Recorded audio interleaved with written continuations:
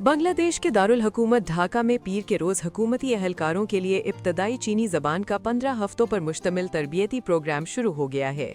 ये program Bangladesh investment development authority BIDA और मुल्क की मारूफ निजी यूनिवर्सिटी नॉर्थ साउथ यूनिवर्सिटी के कन्फ्यूशियस इंस्टीट्यूट के इश्तराक से तरतीब दिया गया है। तरबियती प्रोग्राम का मकसद सरकारी अहलकारों की चीनी सरमायाकारों के साथ मुयस्सर राब्ते की सलाहियत बढ़ाना है। Bangladesh investment development authority, Bangladesh economic zone authority और Bangladesh export processing zone authority के मजमूई तौर पर 38 अहलकार इस प्रोग्राम में हिस्सा ले रहे हैं। प्रोग्राम की इफ्तिताही तकरीब पीर के रोज़ ढाका में मुनक्कद हुई, जिसकी सदारत बांग्लादेश इन्वेस्टमेंट डेवलपमेंट अथॉरिटी के एग्जीक्यूटिव रुकन मोहम्मद हुमायूं कबीर ने की।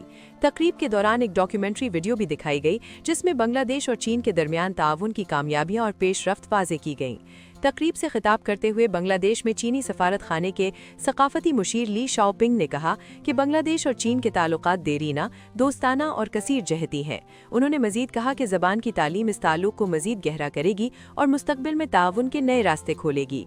अपनी तकरीर में हुमायूं कबीर ने कहा कि बांग्लादेश और चीन के दरमियान तिजारती और सरमायाकारी के ताल्लुकात मुसलसल फ़रोग़ पा रहे हैं।